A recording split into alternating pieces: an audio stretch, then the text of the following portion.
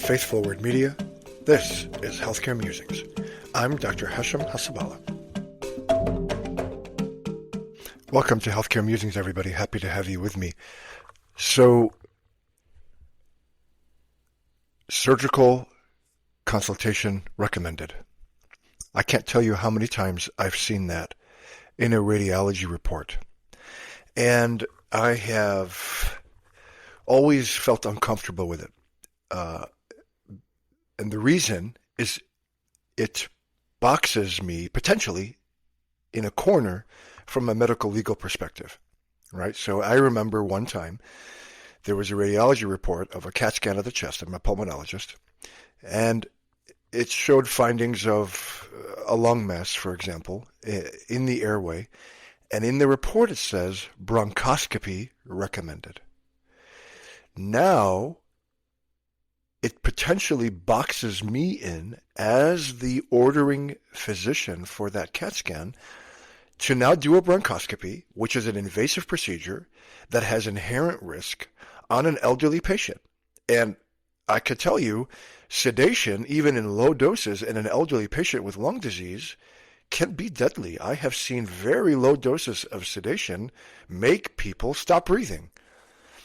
Or I have seen higher doses of sedation, when given by the anesthesiologist, induce undiagnosed sleep apnea in a patient, rendering him cyanotic and blue. So it just always frustrated me to see that. And I was having a conversation with a friend of mine who happened to be a radiologist, and I told him about this, and he gave me the story. He told me the story of when he was deposed in a lawsuit, and the lawyers kept harping on the fact that he did not recommend a neurosurgical consultation in his report, even though it was not clinically indicated, and that's not the point of the radiology report. The point of the radiology report is to tell me what the findings are in the image. What does the image show? And what could be a differential diagnosis, right? What could this be? What's this lung mass? Where is it? How big is it? What is it doing? And what could it be? If it's in the anterior mediastinum, for example, then it could be, one of those T's, right? A thymoma, a teratoma, a lymphoma, a T terrible lymphoma. So that's what you need to tell me, not mediastinoscopy recommended or biopsy That's not the role of the radiologist. And I mentioned that to him, and he told me this story that they kept harping on during the deposition, why he didn't recommend neurosurgical consultation. And so now, I understand it. For fear of malpractice, radiologists all over the place will recommend diagnostic studies, procedures, clinical consultations in the report. And that now just boxes in the ordering physician. If you have a CAT scan of the abdomen, for example, that shows free air, right? And that suggests perforated viscus, any clinician worth their mettle is going to call a surgeon. I don't need the radiologist to tell me surgical consultation recommended.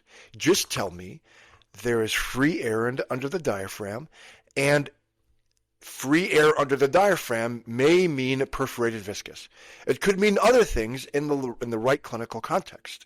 And that begs the question that does the radiologist have the clinical context? So if you have a CAT scan in somebody that just had surgery a few days ago, they may have free air under the diaphragm, especially if it was laparoscopic.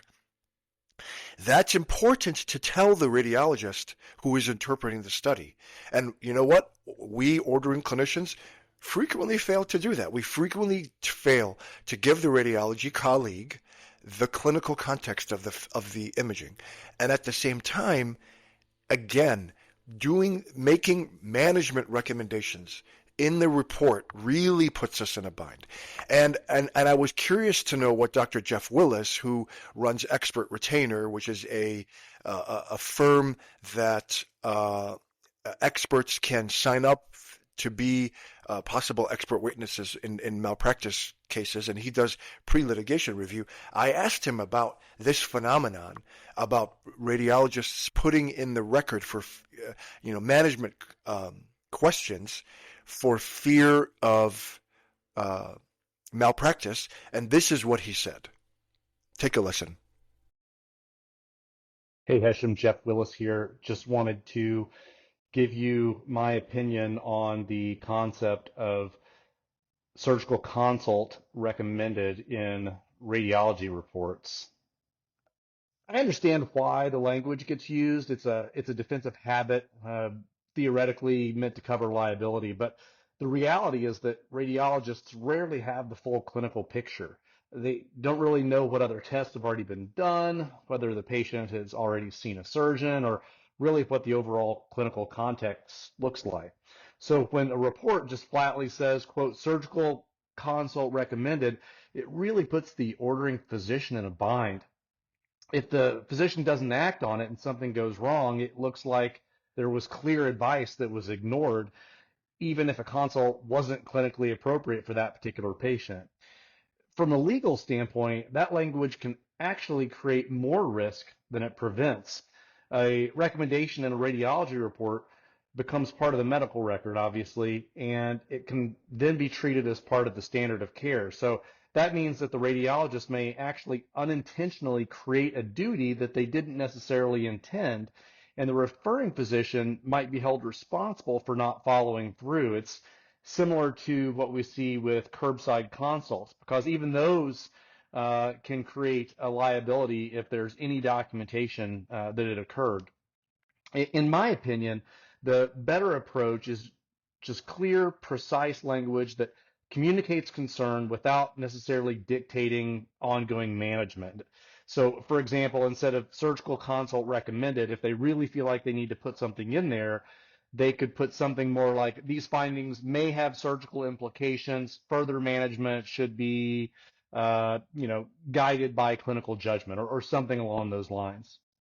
Because this phrasing, it alerts the physician, but it respects the fact that the treating provider actually knows the patient and should decide what comes next. And in most cases, the best option is probably to just leave the recommendation out entirely.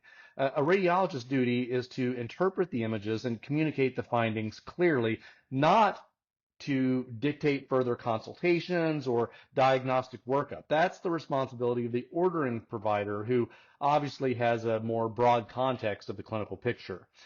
And, so at the end of the day, our shared goal is patient safety, obviously, and really the best way to prevent a bad outcome and ultimately a malpractice claim is through thoughtful, collaborative communication, whether that be through radiology reports or, picking up the phone and making a phone call, because that's going to protect patients more than blanket statements that are written within the radiology report.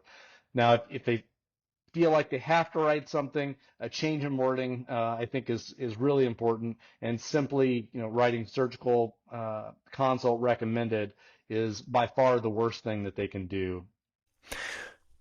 Yeah, and I'm glad he agrees with me. I'm actually glad that he thinks that it's a bad idea.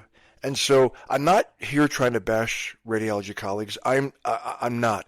And I sympathize. I wholly sympathize with the fear of malpractice. I have unfortunately been involved in a couple of cases. Thank God I was dismissed both times. The process is so painful.